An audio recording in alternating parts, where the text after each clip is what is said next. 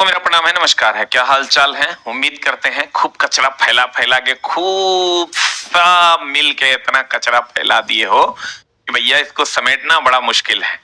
तो आज हम लोग साइको में एएलपी 2025 के 3 बातों पर बात करने वाले हैं। साइको री एग्जाम, कोर्ट केस और किसके लिए लड़ूं, ये 3 बातें होंगी। आज 3 स्लाइड होंगे, उस पर हम लोग बात करेंगे। पहला स्लाइड है आपका साइको री एग्जाम का क्या मामला है, सबका कैंसिल क्यों नहीं?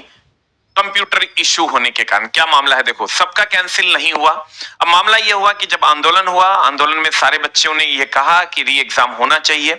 फिर जब ये वीडियो आया तो सारे बच्चे कमेंट्स करने लगे मेरे चैनल पे भी कि सर मेरा तो एग्जाम अच्छा गया है, मैं क्यों री एग्जाम दूं? तो फिर बातें 2 भाग में बट गई, 2 भागों में बट गई कि भैया जिसका एग्जाम खराब गया उसका री एग्जाम ले लिया जाए, जिसका कंप्यूटर बंद हुआ है उसका री एग्जाम ले लिया जाए, जहां पर पेन पेपर बांटा गया है उसका पूरे सेंटर को कैंसिल किया जाए, और जिनका बहुत अच्छा एग्जाम गया है उनका एग्जाम वैसे ही रहने दिया जाए जैसे है। क्योंकि जब हम लोग पहले जो बच्चे आ रहे थे उसके हिसाब से ये चीजें प्रतीत हो रही थी कि चीजें बहुत ज्यादा गड़बड़ हुई है, तो हम लोग भी री एग्जाम की बातें कर रहे थे। लेकिन जब ये चीजें सामने आई, बच्चों ने कहा कि नहीं सर मेरा एग्जाम अच्छा गया, मैं क्यों एग्जाम दूं? तो हमने जब आरआरबी के पास जब सब लोग बात रखे तो आरआरबी ने भी यही कहा कि भाई जिसका एग्जाम अच्छा गया उससे री एग्जाम लेना उचित नहीं है। तो हमने कहा कोई बात नहीं, अगर आप उनका री एग्जाम नहीं लेना चाहते हैं, सबका री एग्जाम नहीं करवाना चाहते हैं, अच्छी बात है, क्योंकि जिनका एग्जाम हुआ है वो फिर से क्यों सफर करे। तो जिनका जिनका दिक्कत हुआ है उनका आप एग्जाम करवा दीजिए, ठीक है, कोई दिक्कत नहीं। अगर आप ऐसा करवा देते हैं तो फिर किसी बच्चे को कोई दिक्कत नहीं है, क्योंकि बच्चे खुद कमेंट्स कर रहे हैं कि भैया मेरा एग्जाम अच्छा गया, मैं क्यों री एग्जाम दूं।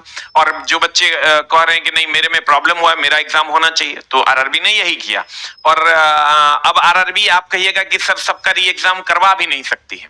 सच पूछो तो सच्चाई ये है कि आरआरबी सबका री एग्जाम नहीं करवा सकती, क्योंकि ये उसके औकात से बाहर है। आप कहिएगा ऐसा क्यों? क्योंकि आप अभी देखे होंगे कि ये कंप्यूटर इशू, ये जो कंप्यूटर का इशू है, इसके कारण आरआरबी सबका री एग्जाम नहीं करवा सकती। क्योंकि अगर सबका री एग्जाम हुआ तो फिर से वही बातें होंगी जो पहले हुई थी। क्यों? क्योंकि सिस्टम तो वही है, माउस तो वही है, रूम भी वही है, तो सबके साथ फिर वही समस्याएं होनी है जो पिछले बार हुई थी।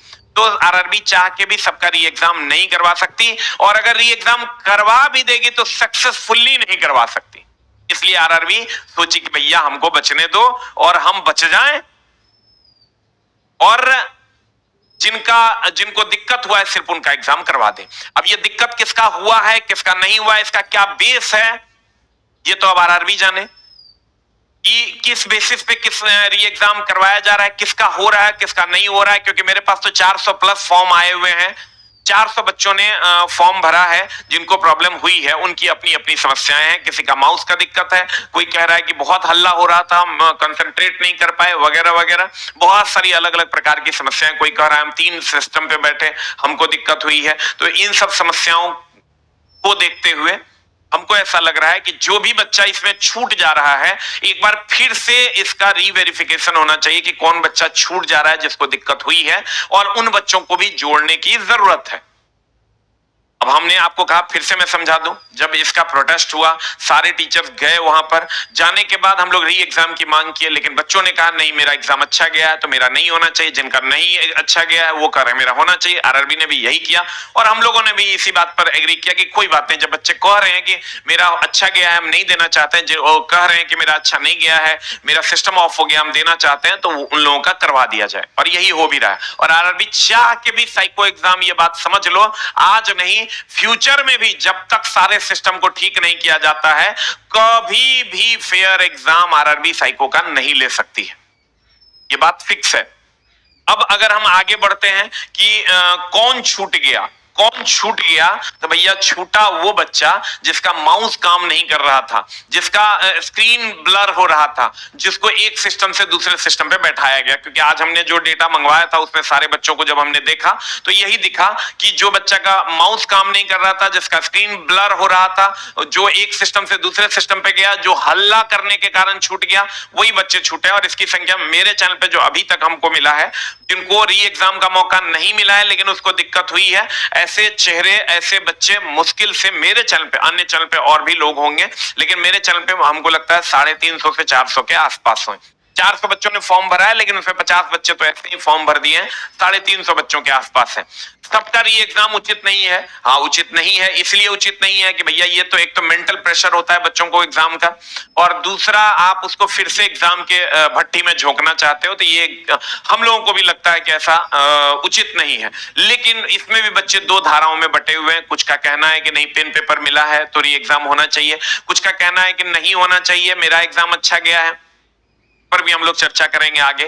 फिर कहते हैं कोर्ट केस का क्या मामला है। कोर्ट केस का कोई मामला नहीं है, अभी तक कोर्ट केस नहीं हुआ है। और अगर ऐसा आप कोई भी वीडियो देख रहे हैं कि कोर्ट केस हो गया है, हाँ, PIL दायर करने की बातें चल रही है, वो भी अलग अलग जगहों पर, अलग अलग ग्रुप्स में, लेकिन मैं आपको क्लियरली बता दूं कि कहीं पर भी अभी तक नहीं हुआ है। और जो भी सोच रहे हैं भाई मेरे, हम आपसे हाथ जोड़कर रिक्वेस्ट है, वो मत करो। इसलिए मत करो क्योंकि एक आदमी के कोर्ट केस कर देने से पूरी की पूरी वैकेंसी लटक जाएगी, और जो 18-19 हजार बच्चों को जॉब होना है, वो सारे बच्चे फिर से बेरोजगार ही रह जाएंगे। इसलिए इसका समाधान ढूंढने की जरूरत है, और हम आप सभी से हाथ जोड़कर नम्र निवेदन करते हैं, कोई भी कोर्ट केस में मत जाइए। RRB मुंबई जाओ, अगर आपको जाना ही है तो RRB मुंबई जाओ, RRB मुंबई जाओ। और नहीं जा पा रहे हो तो मेरे गूगल फॉर्म को भर दो, मैं जाऊंगा। जो बच्चे, दोस्त मेरे, मैं भी प्रयास ही कर सकता हूं, ना मैं मंत्री हूं, ना मैं प्रधानमंत्री हूं, ना मैं RRB का हेड हूं, और ना मैं RRB हूं। मैं प्रयास करूंगा, आप भी प्रयास कीजिए, क्योंकि जो सरकार आपने चुनी है उसी के अंदर आपको काम करना है, उसी के अंदर आपको रहना है। तो जो भी बच्चे, मैं तो कहूंगा कि कोई भी कोर्ट केस के बारे में तो एकदम सोच में मत करो, क्योंकि कहते हैं केस से, गांव घर में भी कहते हैं केस से किसका भला हुआ है। हम लोग भी इस चीज को मानते हैं कि केस एक लंबी प्रक्रिया है, क्योंकि हमारा जो जुरिडिक्शन प्रोसेस है, जो जुडिशियरी है, उस पर हमको 100% भरोसा है, लेकिन वो एक लंबी प्रक्रिया है, उसमें बहुत सारे बच्चे फंस जाएंगे। और लंबी प्रक्रिया होने का कारण है क्योंकि कोर्ट की संख्या कम है, केसेस की संख्या ज्यादा है, तो वो एक लंबी प्रक्रिया है। तो हम तो सभी से यही कहेंगे कि RRB मुंबई आप मेल कीजिए, खुद से जाइए, और अगर नहीं जा पाते मेरे गूगल फॉर्म को भर दीजिए, मैं जाऊंगा RRB मुंबई। दूसरा, जो भी टीचर या संस्था ये कर रही है वो गलत है। अगर आप कोर्ट केस के बारे में इसमें सोच रहे हैं तो ये कंप्लीटली गलत है। ऐसा हम हाथ जोड़ के नम्र निवेदन करते हैं, ऐसा मत कीजिए, क्योंकि ये 18,000 बच्चे जिनको जॉब मिलना है वो गरीब के बच्चे हैं, और बहुत मेहनत से PT मेंस क्लियर किए और यहां तक पहुंचे हैं, उनको दिक्कत हो जाएगी। तो दोस्त मेरे, फाइनली अगर साइको री एग्जाम की हम बात करें, सबका कैंसिल नहीं हो सकता है। जिन, आप देखो मेरी समस्या क्या है, मैं कहा, मेरी समस्या क्या है और मैं कैसे लड़ूं। जिनको पेन पेपर मिला है, जिनका एग्जाम अच्छा गया है, उनका दुश्मन हूं मैं, क्योंकि अगर उनको पेन पेपर मिल गया, मेमोरी में उन्होंने ड्रॉ किया और सारा का सारा रंग दिया, तो मैं उनका दुश्मन हो गया। इसलिए दुश्मन हो गया, उनको लगता है मेरा तो सब कुछ बढ़िया गया है, मैं क्यों ही फिर से एग्जाम दूं, तो मैं उनका हो गया दुश्मन। दूसरा, जिनका सिस्टम ऑफ हुआ है, मैं उनका दोस्त हूं। जिनका सिस्टम ऑफ हो गया, मैं उनका दोस्त हूं। और जिनके एग्जाम में कुछ नहीं हुआ, उनका दुश्मन हूं।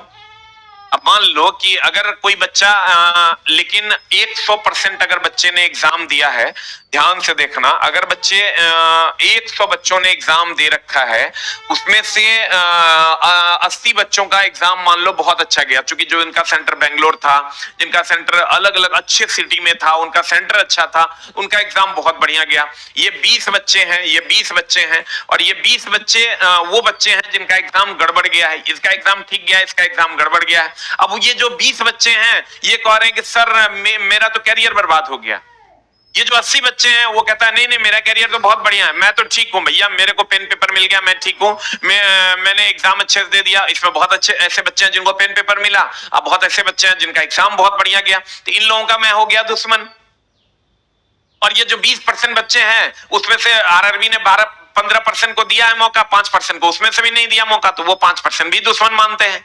लेकिन टोटली बात यह है दोस्त मेरे, आप जिन मेरे ऊपर या किसी भी टीचर के ऊपर या किसी भी के भी ऊपर आप लांछन मत लगाइए। आप ये सोचिए कि आपका दुश्मन RRB है, और उससे सबको मिलकर लड़ना होगा, RRB से, सरकार से मिलकर लड़ना होगा, और आपस में एकजुट होकर हम ये 80-20 क्यों हो, इसके जगह पर 100% फेयर एग्जाम होना चाहिए, 100% फेयर एग्जाम होना चाहिए। ये नहीं कि पता चला जिसको पेन पेपर मिल गया वो एकदम मौज में है और जिनको नहीं मिला वो बेचारे बड़े कष्ट में हैं। तो 100% फेयर एग्जाम क्यों नहीं हो, इस पर आरआरबी को जवाब देना चाहिए और इसी के लिए रेलवे को रिफॉर्म करने का ये सही तरीका है कि हम सब लोग मिलकर आवाज उठाएं और रेलवे को रिफॉर्म की ओर ले जाएं। कोर्ट केस से कुछ नहीं होगा, हम लोग सब मिलके अगर आवाज उठाएंगे तो आप ये समझिए कि चीजें बदलेंगी और नहीं तो चीजें लटकती हुई रह जाएंगी। बीपीएससी तैयारी 1 में केस हुआ, 2 में केस हुआ, कहां कुछ हुआ, सब लोग ज्वाइन कर ली। ये कोर्ट केस करने से कोई भी बंदा अगर कोर्ट केस की ओर जाता है तो वो एकदम मत जाओ स्ट्रिक्टली, और ये गलत है। आप अपनी बातों को आरआरबी मुंबई इसका हेड है साइको का, आप वहां तक पहुंचाइए। सीबीटी 2 में कितनी सारी गड़बड़ियां हुई, कितने क्वेश्चन इनवैलिड हुए, कितने सारे गलत को आंसर्स को सही कर दिया गया आरआरबी के द्वारा। इन सब चीजों का कोई मोल जोल न करते हुए आरआरबी ने अपना सारा पल्ला झाड़ लिया। इसलिए आरआरबी में, रेलवे में रिफॉर्म की जरूरत है और इसी के लिए जो सेंट्रल एग्जाम जितने भी होते हैं डीओपीटी मिनिस्ट्री में, हम लोग भी जा रहे हैं, सब लोग दिल्ली जा रहे हैं और हम तो जरूरत पड़ी तो वहां से फिर मुंबई, अगर बोर्ड से बात नहीं हुई तो वहां से मुंबई भी जाएंगे और जो बच्चों का, जिन बच्चों का डेटा मेरे पास आया है उन बच्चों का डेटा वहां तक पहुंचाने की भी कोशिश करेंगे, उनसे हाथ जोड़ के विनती करने की भी कोशिश करेंगे कि इन बच्चों की भी बातों को वेरीफाई कर लिया जाए और वेरीफाई करवा के इनका भी एग्जाम करवा दिया जाए। अगर ये गलत बोल रहे हैं तो इनका एग्जाम ना हो, लेकिन अगर ये सही बोल रहे हैं तो इनका एग्जाम होना चाहिए। उम्मीद करते हैं कि आप लोग सब मिलके आरआरबी से लड़ने की कोशिश करेंगे और सब लोग मिलके एक बुलंद आवाज उठाने की कोशिश करेंगे जिससे हम सब लोग इस पूरे सिस्टम को रिफॉर्म कर पाएंगे। Thank you very much, love you all, नमस्कार। मैं फिर से एक बार कह देता हूं दोस्त मेरे कि जिन बच्चों को दिक्कत नहीं हुआ है, जिनका फेयर एग्जाम हुआ है, उनको कोई छेड़छाड़ करने की जरूरत नहीं है, लेकिन जिनका फेयर एग्जाम नहीं हुआ है उनका फिर से एग्जाम होना चाहिए। कोई भी बंदा या कोई भी टीचर या कोई भी संस्था कोर्ट केस की ओर ना जाए और इसके लिए जो उचित आवाज है वो उठाने की कोशिश करें। दूसरा कि जो बच्चे किसी भी प्रकार से अपनी पढ़ाई को छोड़ दे रहे हैं, वो हम बार बार कहते हैं लड़ाई चलती रहेगी, क्योंकि इस निकम्मे लोगों के प्रति अगर हम लोग लड़ेंगे नहीं तो ये लोग जो मन आएगा वो करेंगे। लेकिन साथ ही साथ हम सबसे हाथ जोड़ के नम्र निवेदन करते हैं, पढ़ाई भी करते रहिए, क्योंकि हमको ऐसा लगता है कि दिन भर में 20 गो वीडियो तो आप ऐसे ही देख जाते हैं कि ये हुआ, वो हुआ, कोर्ट केस हुआ, 9 हुआ, 13 हुआ, जबकि कहीं कोई कोर्ट केस नहीं हुआ है। फलाना हुआ, चिलाना हुआ, ढकेलना हुआ, 20 वीडियो आप देख के 20 घंटा अपना, 10 घंटा अपना बर्बाद कर लेते हैं कि किसने क्या बोला। हम बार बार हाथ जोड़ के नम्र निवेदन करते हैं। मेरे चैनल पे हमको लगता है कि सप्ताह में 2-3 वीडियोस हम लाने की कोशिश करते हैं, इसलिए कि हमको ऐसा लगता है कि ये लड़ाई तो हम लोग लड़ ही रहे हैं, साथ साथ पढ़ाई भी बच्चों की जरूरी है। इसलिए लड़ाई ठीक है, लेकिन पुरजोर तरीके से आप पढ़िए, नहीं तो कहीं आप रह ना जाएं। Thank you very much, love you all, नमस्कार।